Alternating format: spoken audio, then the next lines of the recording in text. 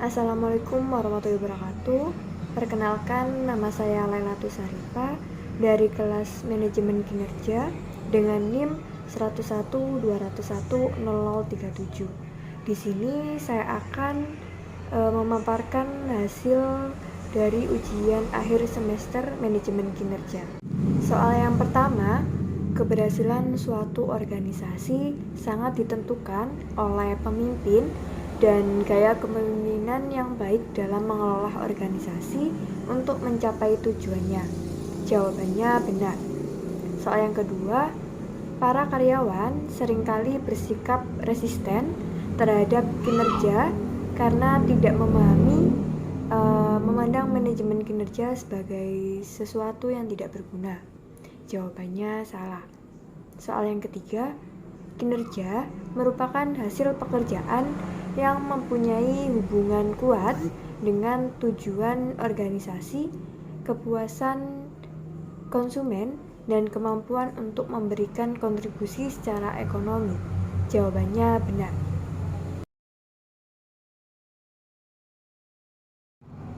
Soal keempat, 6 pertanyaan komunikasi plan. Yang pertama, apakah manajemen kinerja itu? Jawaban pertanyaan ini melibatkan penyedia informasi umum tentang manajemen kinerja, bagaimana sistem manajemen kinerja diterapkan di organisasi lain, dan tujuan umum dari sistem manajemen kinerja. Yang kedua, bagaimana manajemen kinerja masuk ke dalam strategi kita?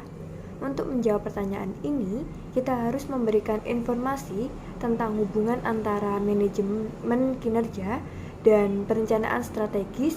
Secara khusus, informasi yang diberikan tentang bagaimana sih sistem manajemen kinerja akan dapat membantu mencapai tujuan strategis. Yang ketiga, apa untungnya bagi saya?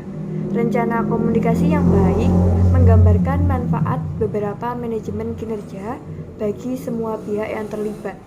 Yang keempat, bagaimana cara kerjanya? Jawaban pertanyaan ini memerlukan penjelasan yang sangat rinci tentang bagaimana proses dan garis waktu manajemen kinerja, misalnya kapan pertemuan akan berlangsung, apa tujuan dari setiap pertemuan, dan kapan keputusan tentang penghargaan yang akan dibuat. Untuk yang kelima, apa tanggung jawab saya? Rencana komunikasi harus mencakup informasi tentang peran dan tanggung jawab setiap orang yang terlibat pada setiap tahapan proses. Misalnya, mencakup uraian tentang tanggung jawab utama karyawan dan penyedia dalam proses manajemen kinerja. Yang keenam, bagaimana manajemen kinerja terkait dengan inisiasi lainnya. Komunikasi rencana harus mencakup informasi tentang hubungan antara manajemen kinerja dan inisiatif serta sistem lain seperti pelatihan, promosi, dan perencanaan suksesi. 5 sumber informasi kinerja. Yang pertama, supervisor. Keuntungan menggunakan penyedia sebagai sumber informasi kinerja adalah bahwa mereka biasanya berada pada posisi terbaik untuk mengevaluasi kinerja dalam kaitannya atau dengan tujuan strategis organisasi. Yang kedua, teman sebaya. Banyak organisasi menggunakan evaluasi kinerja yang disediakan oleh rekan kerja. Contohnya, sistem yang diterapkan di bank jasa keuangan internasional yang besar. Melalui akuisisi bank, telah berkembang pesat dan memiliki tujuan strategis, konsolidasi tanggal kantornya. Manajemen perubahan sangat penting bagi keberlangsungan kesuksesan pelaksanaan konsolidasi ini. Yang ketiga, bawahan. Sumber informasi yang baik mengenai kinerja manajer mereka, misalnya bawahan berada dalam posisi yang baik untuk mengevaluasi kepemimpinan, kompetensi, termasuk delegasi, organisasi, dan juga komunikasi. Yang keempat, penilaian diri. Penilaian diri merupakan komponen paling penting dari setiap sistem manajemen kinerja. Ketika karyawan diberikan kesempatan untuk berpartisipasi dalam proses manajemen kinerja, penerimaan mereka terhadap keputusan yang akan dihasilkan cenderung meningkat, dan sikap defensif mereka selama wawancara penilaian itu cenderung menurun. Yang kelima yakni pelanggan. Pelanggan dan pemangku kepentingan utama lainnya pada umumnya memberikan sumber informasi kinerja yang dapat mengumpulkan informasi dari pelanggan menjadi proses yang sangat mahal dan membutuhkan waktu yang lama. Namun, informasi kinerja yang diberikan oleh pelanggan sangat berguna untuk pekerjaan yang melakukan interaksi tingkat tinggi dengan publik atau dengan individu terkait pekerjaan tertentu, misalnya manajer pembelian, pemasok, perwakilan penjualan. 3. Situasi dan pendekatan perilaku paling tepat. Yang pertama, hubungan antara perilaku dan hasil tidak jelas. Dalam beberapa kasus, hasil yang diinginkan mungkin tidak tercapai meskipun faktanya perilaku yang benar sudah ada. Misalnya, seorang pilot mungkin tidak mencentang semua item dalam daftar penerbangannya, tetapi penerbangannya mungkin berhasil seperti lepas landas, mendarat dengan aman, dan juga tepat waktu. Ketika hubungan antara perilaku dan hasil tidak selalu jelas, akan bermanfaat untuk berfokus pada perilaku dan bukan pada hasilnya. Yang kedua, hasil terjadi di masa depan yang jauh. Ketika hasil yang diinginkan tidak akan terlihat selama berbulan-bulan atau bahkan bertahun-tahun, pengukuran perilaku ini sangat bermanfaat. Seperti pada kasus NASA yang meluncurkan penjelajah Spirit pada 10 Juni 2003 yang mendarat di Mars pada 3 Januari 2004. Setelah menempuh jarak 487 juta kilometer atau 302,6 juta mil, dalam keadaan ini tentu tepat untuk menilai kinerja para insinyur yang terlibat dalam misi dengan mengukur perilaku mereka. Mengukur perilaku mereka dalam interval pendek selama periode 6 bulan daripada menunggu hasil akhir atau pendaratan sukses ataupun gagal yang selalu diamati.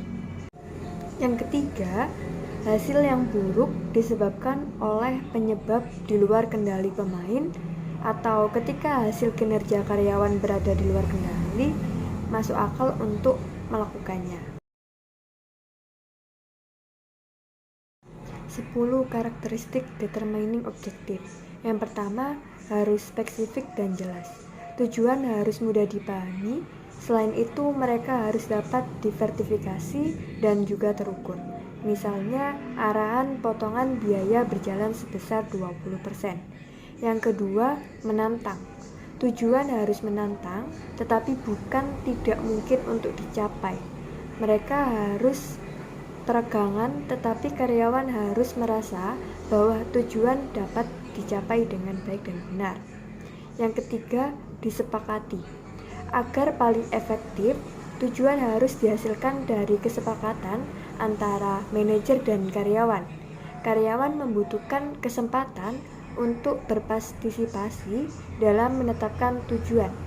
Partisipasi dalam proses peningkatan tujuan, aspirasi, dan penerimaan serta mengurangi resistensi objektif. Yang keempat, signifikan. Tujuan harus penting bagi organisasi. Karyawan harus percaya bahwa jika tujuan tercapai, hal ini akan berdampak penting pada kesuksesan secara keseluruhan proses organisasi. Selain itu, pencapaian tujuan harus memberikan karyawan perasaan kesesuaian antara kinerja karyawan dan tujuan organisasi. Hal tersebut juga dapat memungkinkan akan meningkatkan perasaan nilai bagi organisasi. Yang kelima, prioritas. Tidak semua tujuan diciptakan sama. Oleh karena itu, tujuan harus diprioritaskan dan ditangani satu persatu supaya dapat diselesaikan dengan jelas. Yang keenam, terikat oleh waktu. Tujuan baik memiliki tenggat waktu dan tonggak sejarah. Yang ketujuh, dapat dicapai. Tujuan yang baik bisa dilakukan, yaitu karyawan harus memiliki keterampilan dan pelatihan yang memadai untuk mencapainya. Jika tidak, maka organisasi harus menyediakan sumber daya sehingga keterampilan yang diperlukan dapat dipelajari dan peralatan tersedia untuk mencapai sebuah tujuan. Yang kedelapan, dikomunikasikan sepenuhnya. Selain manajer dan karyawan yang bersangkutan, anggota organisasi lain yang mungkin berpengaruh oleh tujuan juga harus perlu adanya kesadaran dari mereka. Yang kesembilan, fleksibel. Tujuan yang baik tidak dapat diubah. Mereka bisa dan memungkinkan besar akan berubah berdasarkan perubahan lingkungan kerja ataupun usaha.